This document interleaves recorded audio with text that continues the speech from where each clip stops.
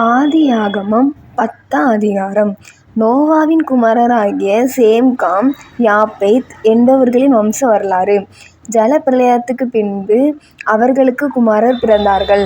யாப்பேத்தின் குமாரர் கோமர், மாகோ, மாதாய், யாவான், தூபால், Meshach, Tiras என்பவர்கள். கோமேரின் குமாரர் அஸ்கினாஸ், ரீபாத், தொகர்மா என்பவர்கள். யாவானின் குமாரர் எலிசா, தர்சீஸ், கீத்திம், தோதானிம் என்பவர்கள். இவர்களால் ஜாதிகளுடைய தீவுகள் அவனவன் பாஷையின்படியும் அவரவர்கள் கோத்திரத்தின்படியும் ஜாதியின்படியும் வேறு வேறு தேசங்களாய்ப் பகுக்கப்பட்டன. காமுடைய குமாரர் கூஸ், மிஸ்ராயிம், பூத், கானான் என்பவர்கள். கூசுடைய குமாரர் சேபா, ஆவிலா, சப்தா, ராமா, சப்திகா என்பவர்கள். ராமாவின் குமாரர் சேபா, தீதான் என்பவர்கள்.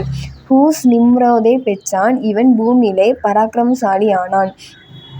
இவன் கர்த்தருக்கு முன்பாக பலத்த வேட்டைக்காரனாய் இருந்தான். ஆகையால் கர்த்தருக்கு முன்பாக பலத்த வேட்டைக்காரனான நிம்ரோதைப் போல என்னும் வழக்கச் சொல் உண்டாயிற்று.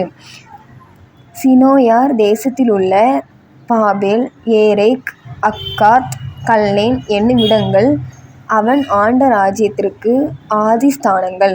அந்த தேசத்திலிருந்து அசூர் புறப்பட்டுப்போய் நினிவேயையும் ரெகொபாத் பட்டணத்தையும் காலாகையும் நினிவேக்கும் காலாகுக்கும் நடுவாக ரெசனையும் கட்டினான். இது பெரிய பட்டணம்.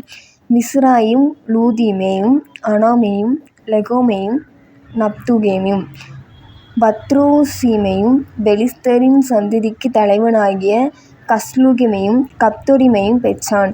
கானான் தன் மூத்த மகனாகிய சீதோனையும், கேத்தையும், எபூசியரையும், எமோரியரையும், கீர்காசியரையும், ஈவியரையும், அர்க்கியரையும், சினேரியரையும், அர்வாதியரையும், செமாரியரையும், காமாத்தியரையும் பெற்றான்.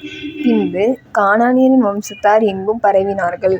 கானானியரின் எல்லை சீதோன் முதல் கேரார் வழியாய் காசா மட்டுக்கும், அது முதல் சோதோம் கொமோரா அத்மா செபோயீம் வழியாய் லாசா மட்டுக்கும் இருந்தது.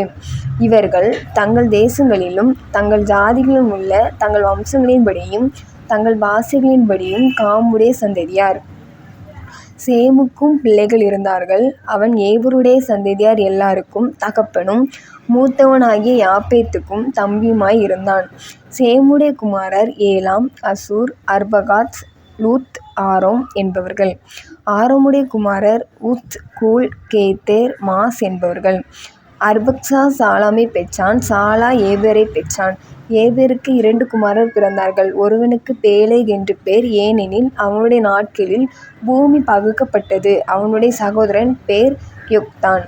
யொக்தான் அல்மோதாதையும் சாலப்பையும் அசர்மாத்தையும் ஏகரையும் அதோராமையும் ஊசாலையும் திக்லாவையும் ஓபாலையும் அபிமாவேலையும் சேபாவையும் ஒப்ராவையும் ஆவிலாவையும் யோபாவையும் பெற்றான். இவர்கள் அனைவரும் யொக்தானுடைய குமாரர். இவர்களுடைய குடியிருப்பு மேசா துவக்கிக் கிழக்கே உள்ள மலையாகிய செப்ராவுக்குப் போகிற வழிமட்டும் இருந்தது. இவர்களே தங்கள் தேசங்களிலும் தங்கள் ஜாதிகளிலும் உள்ள தங்கள் வம்சங்களின்படியும் தங்கள் பாஷைகளின்படியும் சேமுடைய சந்ததியார். தங்கள் ஜாதிகளில் உள்ள தங்களுடைய சந்ததிகளின்படியே நோவாவுடைய குமாரர் வம்சங்கள் இவைகளே. ஜலப்பிரளயத்துக்குப் பின்பு இவர்களால் பூமியிலே ஜாதிகள் பிரிந்தன. ஆமென்.